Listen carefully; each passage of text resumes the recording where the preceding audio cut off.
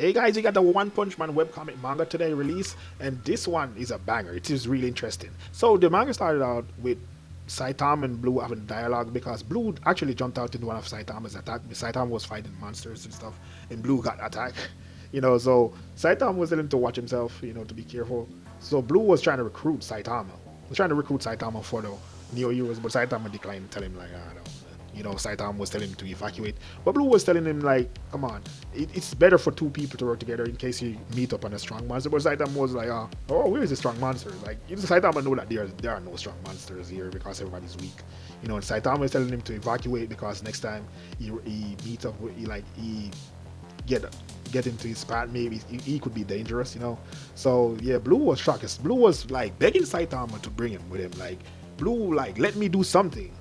Let me do something too. Blue was begging him, like, but Saitama was like, I just wanna, everybody always want to itch icon to Saitama. Saitama was just trying to escape from everybody. But it cuts to the next panel where there was like a scorpion crab-like monster. I don't know what kind of monster it is. It's like a crab or scorpion mixed, and he was attacking Pig God. But Pig God was trying to protect the Neo Heroes, and the Neo Heroes was standing behind Pig God. Pig God was telling him to stand back because it could be poison, but the poison don't work on him. So Pig God was like eating the monster, but he got attacked from behind. He got attacked from behind by some of the robots. The robots in the city, they attack him from behind, but they didn't attack the Neo Heroes, and we'll get to that down further. Pig God is actually realizing there's something about these robots. So Pig God was like, just now they matched their timing to attack me. I didn't just imagine it. So he's like picking up something about the robots and the Neo Heroes, and he's like, this is why I had a strange feeling. The monster and robots army didn't target the Neo Heroes with any substantial attacks. Maybe my head became clearer after losing blood. I finally noticed I feel relieved, though I was a little slow. So he was like, I feel relieved after like losing blood, and it's coming clear that these the Neo Heroes and the monsters are working together, because they're programmed to work that way. And like further down in manga, you will see why this is happening. At that time, the Neo Heroes, while the monsters were attacking him and the robots, the Neo Heroes attack him too. So he noticed that they attacked him with the monsters, so he's picking up on what's going on. So Bang and Chiranko was behind a wall watching the Neo Heroes. Like, they'll start acting as if they're robots, because Bang even noticed that and telling Chiranko that they start acting weird and they're acting like robots. But he was like, okay, let's get back to the dojo. So he left the city and went back to his dojo. But I don't know if maybe he's gonna fight before he gets to his dojo. He's gonna end up have to fight a monster, fight some of those Neo Heroes that are in the suits. So we will see in the next chapter or something. But now it cuts straight from Bang in the city. It cuts straight to Dr. Bufoy's laboratory, where Child Emperor met up with him, and Child Emperor snapped. Child Emperor actually found his laboratory now, and now he's asking Dr. Bufoy if he's the one that unleashed the robot army onto the city, and Bufoy is not answering him. So Child Emperor is getting angry and more flustered each time he's asking Dr. Bufoy. But Dr. Bufoy was asking him like, if I said I did, would I get to go home? So he's like asking like, bro, come on, you're acting like a child. Even if I answer you and say I didn't, you're still gonna be asking me the question. So why should I even answer your question from the get go? So Child Emperor was like, tell him like, bro, just answer me already. And Dr. Bufoy was still refusing to answer him. And Child Emperor was just getting angry and angrier each time. So when he cut to this panel, Child Emperor was telling him like, just do something about it, because he's saying to Dr. Bufoy, he's seeing that the destruction that is happening to the city and people that are getting hurt, but Dr. Bufoy isn't doing anything. So he's like, if you're not the one who released these robots onto the city, why don't you just do something about it? Why don't you try to save the people? Why don't you just like stop this from happening? But Dr. Bufoy was still not answering him, and he's like, you can call yourself a hero, you are heartless. Dr. Bufoy was still there standing there, like, looking at him like, bro, come on, I'll answer you. He's like, Dr. Bufoy was like, for you to start spouting poetry saying this and that about the art, isn't it you who has lost your mind?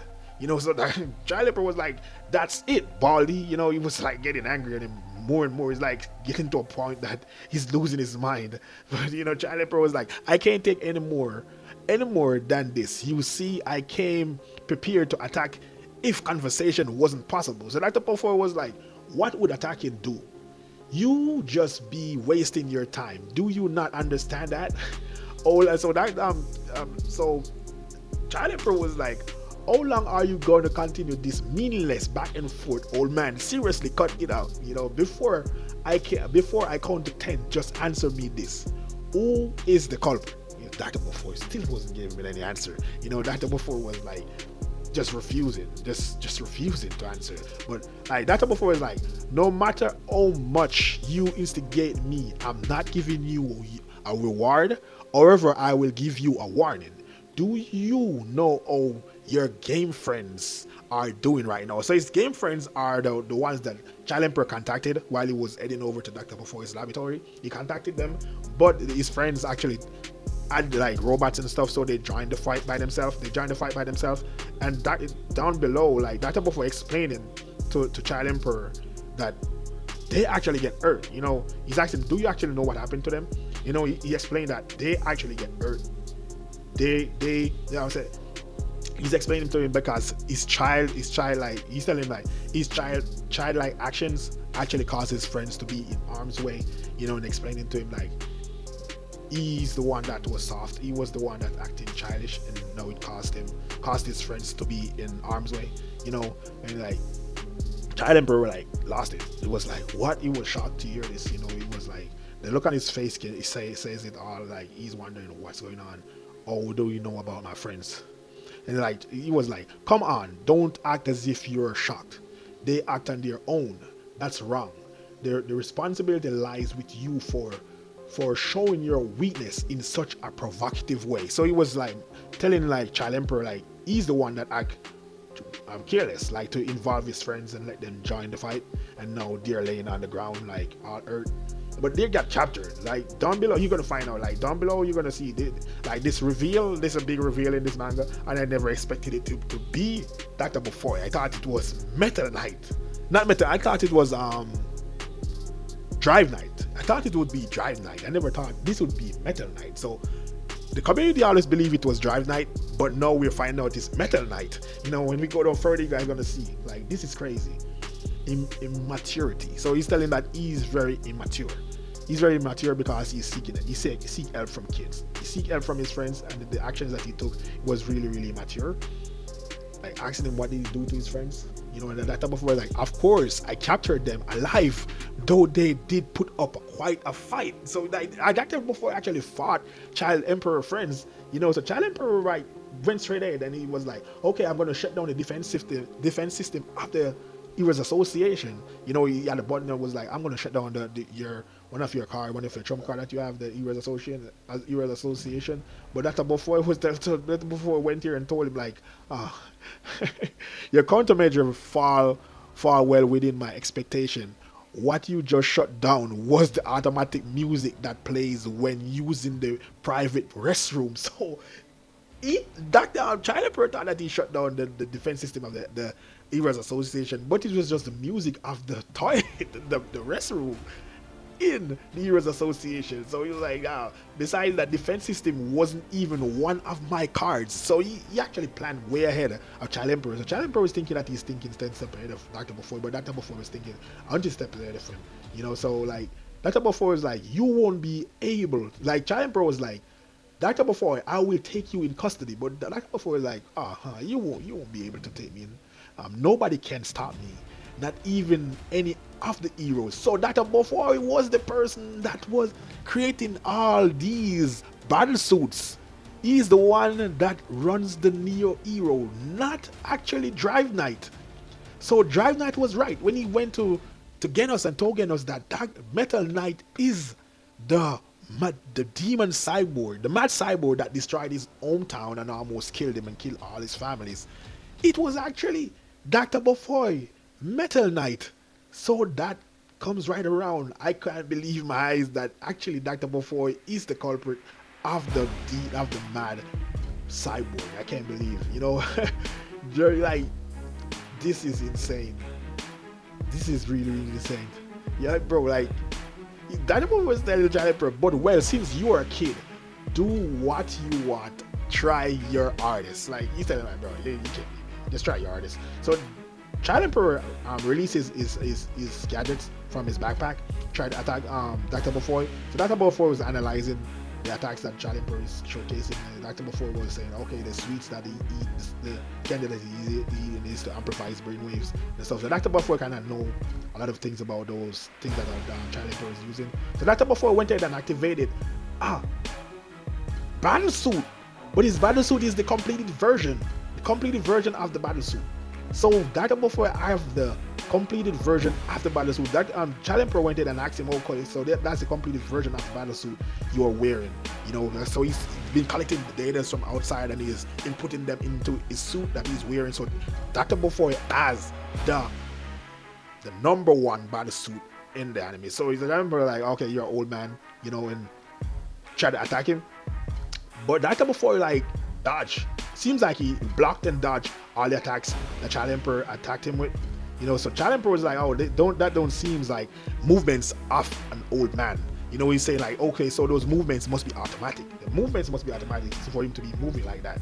You know, so Charlie Emperor go ahead and try to do an attack again. Dr. Bufoy is deflecting his attacks.